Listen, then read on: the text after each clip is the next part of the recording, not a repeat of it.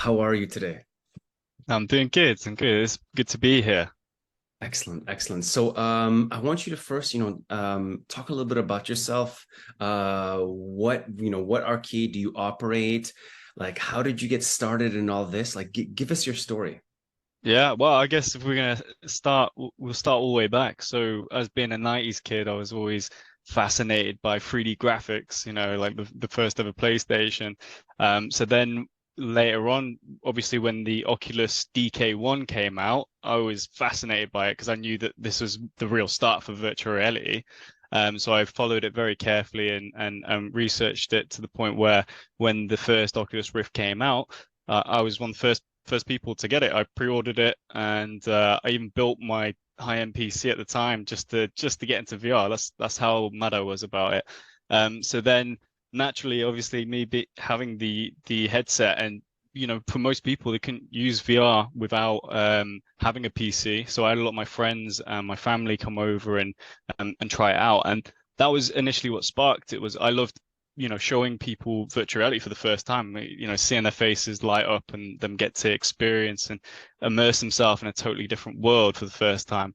I thought that was so fascinating. And I thought, wow, need to be able to do this, need to be able to show as many people as possible. This is the future of entertainment, really. And from that point, I managed to talk my dad into getting a Quest when the Quest first came out because he didn't need a PC anymore. So then when we would get talking in VR, and we were like, right, we need to do something with this. So that sparked the idea of building the arcade for people to come and experience VR. A lot of people we knew were going to be first time using virtual reality, and we wanted to be the center of that. The place for people to come and experience it. And we got into obviously PC VR at the start, and that's how we've run our business model is with Quests, linking them up to the PCs because we wanted to make sure that it was always going to be wireless. We didn't like cables. We thought that was always going to be quite restrictive to people's movements. So then when we went with the wireless concept with the PC VRs, and we still run that today, and it's still doing really well. But we can't help but think that it's still limited to the space, just a small play space of where you can navigate, and a lot of consumer-based, games that people can play at home nowadays, because more people have at least PCs and Quests now. So when I discovered Phenomena and the location-based angle that you guys have got here, I thought, wow, this is really it because this is offering something that people can't get at home. They physically can't do it. So you've already got that advantage there, and you guys are building the future of being able to actually roam around and have fun naturally. And for a lot of people, that's the next step because a lot of people, when you're teaching them, they want to walk forward. In the arcade, they want to walk forward and they can't because they're limited to that space. But if you design the applications around that space, which what you guys do, people don't have to think about what buttons to press because they naturally want to run around. So from the arcade, we managed to partner with another business that wanted to set up an arena there. So we built them up that arena using the Phenomena software as well, and that's a massive success, and that's doing really well. So that's kind of where I'm at right here today. So I've got the arcade that I run and manage, and then also I help and I still consult for the arena that I built for Adrenaline in Plymouth. That are also doing really well. Yes, amazing. So, guys out there, if you guys are in the United Kingdom and you need help with setting up an arcade, a family entertainment center, reach out to Kieran over here. He will help you guys with that. Um, so you've been around for a while in virtual reality. What have you seen that's failed, and what do you feel is going to be like the now and the future, right? Like, what do we have now? Like, Mm. you see failed, and then like now and then after that, what do you feel is going to be like? Because I don't want us to like completely do future projection. I want people to have something tangible that they can get right now in terms of value.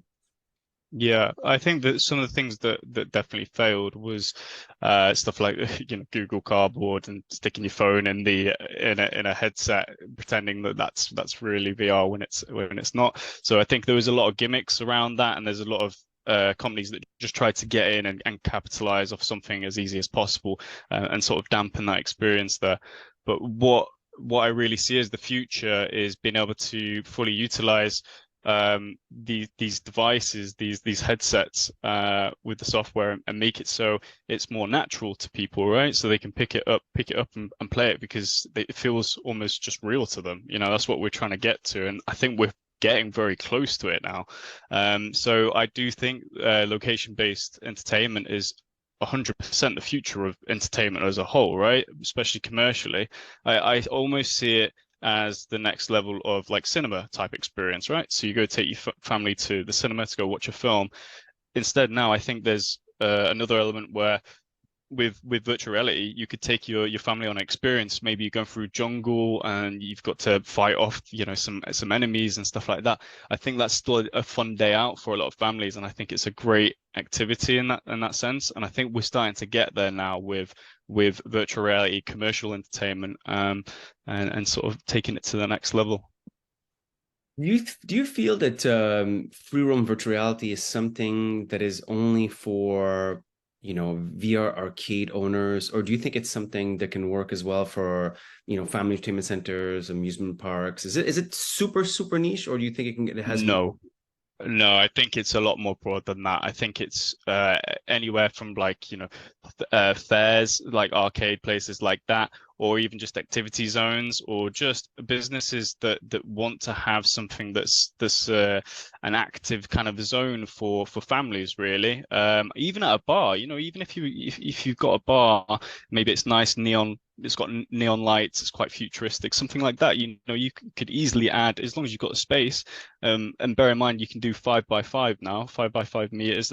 You don't need a lot of space to be able to offer something that I don't think is very niche now. I think we're starting to get to that point where people understand what it is, and they don't necessarily want to have to go on it because it's a VR headset. They want to play, want to experience these things. They see it as experiences rather than just tech now. And I think that's that bridging point of where we need to get to. And we're starting to get there now. So I don't think it's niche. And do you feel that, like, as more and more people start getting like headsets at their house, right? Like every single year, people are buying more and more of these Quest devices. Do you think that helps location based, or do you think that hinders location based? Like, how are you seeing it? And my second question to that is, the people who are coming to your arcade, are they first time VR users, or they're repeat VR users, or they have home VR and they like it so much they're coming to a location? Like, how do you see all that? Yeah, that's a really interesting question, actually, because at first I thought it would just be people that are very new to VR that would come to the arcade. But actually, we found that a lot of people that have kids, have quests, sorry, a lot of kids that have quests, they want to come in and they want to play Gorilla Tag, for example, in the arcade. It's very popular. And I think that just shows that maybe even if you have these devices, you still want to go somewhere to be able to play it maybe socially, because not everyone also has a headset. Not all your friends or your family have a headset, but you want them to sort of go into the experience that maybe you do at home, as well as things that you can't do at home. So I think for a lot of people, even if they've got headsets, as long as they they use them and they like using virtually, then I see it as a mix of people that are brand new to VR, wanting to try it for the first time, to veterans and people that just love their headsets and want to play it some more with maybe the people that they know. Okay, awesome. Yeah, you know what? Because I speak to a lot of operators, and I would have thought almost everybody was going to be first time VR users, just because because they don't have a headset at home. But actually, we're seeing that a lot of people that play VR in location based, because they have a kid at home, they like it so much. They're like, okay, well, you know what kind of new experiences do you have at this location that I can't get at my house? So we're seeing the same thing. So that's wonderful to hear.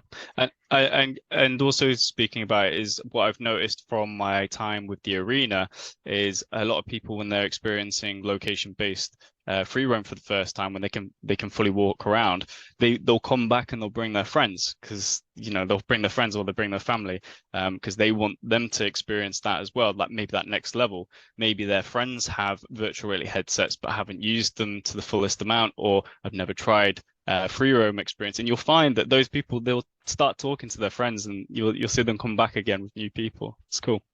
Nice. And I mean, we've heard horror stories about motion sickness and all that. Do you still have do you have customers that get motion sickness with free roam or Not with free roam. not with free roam? Why do No. why do you think? So natural movement feels very raw, because obviously with the applications as well, you're getting a high frame rate as well as natural movement. What causes motion sickness is artificial movement. So say if you're going on a roller coaster, but you're simulating going on a roller coaster. So as soon as you start moving in the experience, but your body's not moving, you're going to think, whoa, say if you have motion sickness, it's going to make you feel a bit weird, right? And that can cause that nausea. But if someone that has motion sickness is naturally moving around with the environment with them, that feels normal to them. So they're not going to get motion sick from that. So we've not had any people feel sick in the free roam experiences. And with the arcade, where we have more consumer-based and different types of experiences, we do get people that feel motion sick, but that's if they're driving a car, but they're not actually moving, or if it's a smooth motion game and then they feel dizzy from that, that's what will cause it. Yeah, yeah, I've yes, and same here in Canada. I would second that motion. Okay, listen, I want to give value to, because a lot of the people who are going to be listening to this video, they're going to be, family entertainment centers, they're going to be arcades, or they're going to be people who have never set one up, right? And they'd love to know best practices or best, so whatever kind of just, plummets out of your brain at first, like give some advice to people that are maybe first time about to get into this VR space because they're interested in it. Yes, I would say if you're going to get into this space, obviously try it yourself. Make sure you've got enough experience and actually trying these devices, these headsets and applications. And then also think about what you want to do slightly different from maybe other competitors as well, and what you can offer. And most importantly, space, right? When you're going to build a business around that, you've got to think about where you're allocating your space for these stations, because people need enough space, whether that's arena or if it's a stationary setup. People still need that space and need that freedom there, because otherwise VR doesn't work that well. So I always think when it comes down to planning, and it's got to come down to the passion as well, to get something like that to really work. But when it comes to arenas, I would say as long as you've got that space and you've got a bit of a know-how, I reckon you can get an arena into pretty much most businesses, and you don't need to know a lot about all the tech and everything about PC VR, because it's a lot more streamlined for business owners to get into LBE. So even if you're not a computer tech expert, you can get into this, you feel, and Yeah, okay, perfect. 100%, 100%. And And you've got, with your team as well, very knowledgeable, getting streamlining the process and walking you through it. So you don't have to know what all these applications do and all the back end stuff. Awesome. It just helps. Appreciate that. I appreciate that. I'll tell Basil. Thank you. Real estate, right? This is a big one. It's, because I see these on forums all the time, and a lot of people are like, hey, do I open up in a mall, or do I open up in, somewhere where that can still drive traffic, but at the same time, that's not within an established kind of place like that. So what's working for you guys in the United Kingdom? And even if you had a deal inside of a mall, is it still worth it? I would say yes. I'd say inside a mall, as long as you've got that space there that's allocated, and you know where the power, you got allocated power sockets and stuff like that, you could be the center of it, really, because if people can see, it's like the center of that attention. When people see other people running around, they immediately go, oh wow, what's that, what are they doing? It looks entertaining. So in fact, that could be a great selling point for an arena if you did have it set up in a mall. If you basically, it comes down to the marketing a lot of the time, right? As well, it's about how you market market your VR stand, your arena, and what you're trying to you know offer your clients, your people, to get them interested in trying it. So yeah, I think location does matter. It does matter, but it comes down to size and where where the power sockets are, how easy is it to get it in that space. If you had a if we were to say, okay, you know what, we're going to give you guys a second location where this kind of dying mall, a little bit in the middle of nowhere, but we're going to give you a killer deal. Would you take that deal? Because Uh, this is what's happening a lot, yeah, and I would say so. I would say so.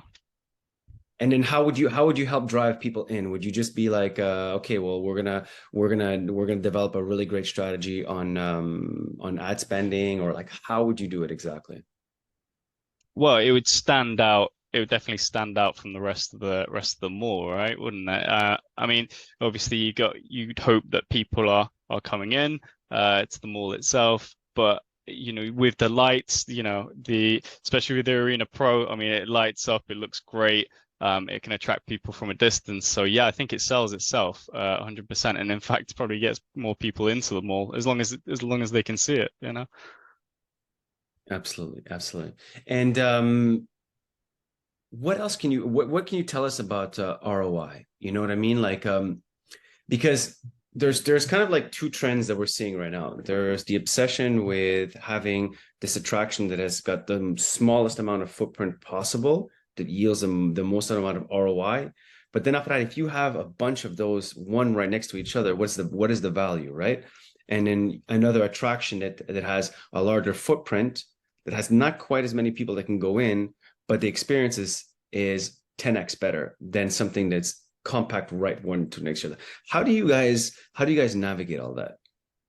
Well, I think replayability uh, plays a massive factor into the return on investment, because you'll get certain customers that will just keep coming back, and I think you'll find that the return on investment gets bigger over time. So it might start kind of on a small basis, but as soon as you get customers in, you get customers playing it, they'll want to come back. They'll bring their friends, bring their family, and it's almost like a snowball effect, right? So over time, I think you'll start to find that your return on investment starts to triple X, quadruple, all that kind of stuff. So, yeah.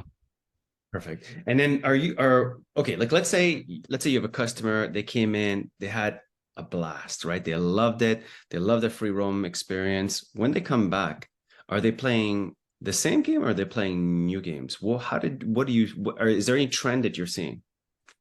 Well, with the arena, I know the versus is super popular, right? That's what they always come back for, because it's highly competitive. They want to get better at the game, and they want to, find a team, someone where they can compete.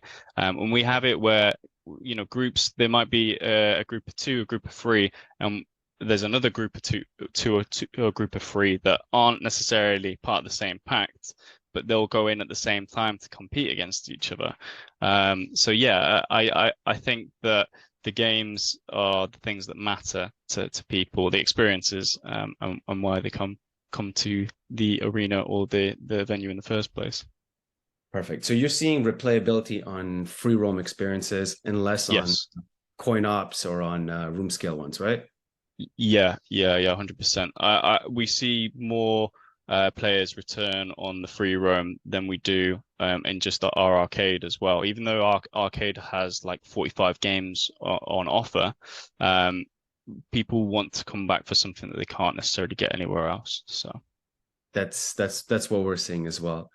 All right, so we're not gonna do the whole Joe Rogan thing on this. We wanted to keep it short and sweet. Before you leave, I want to say, did you have any other advice that you want to give family entertainment centers, arcades, anything like that? That just trying to give people as much value as possible. If there's anything else that you want to add.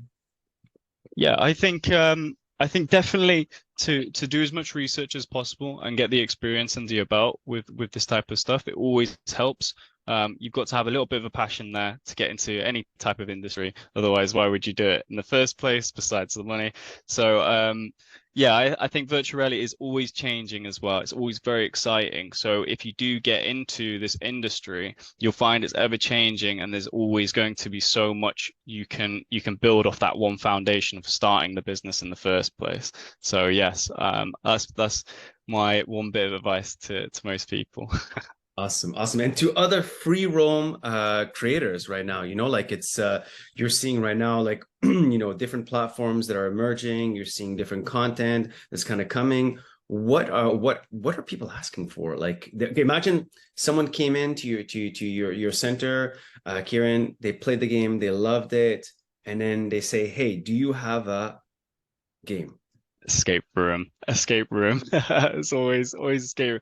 Anything that's team based, right? So people love games that they can play together. I think that's really important. It's such a social experience.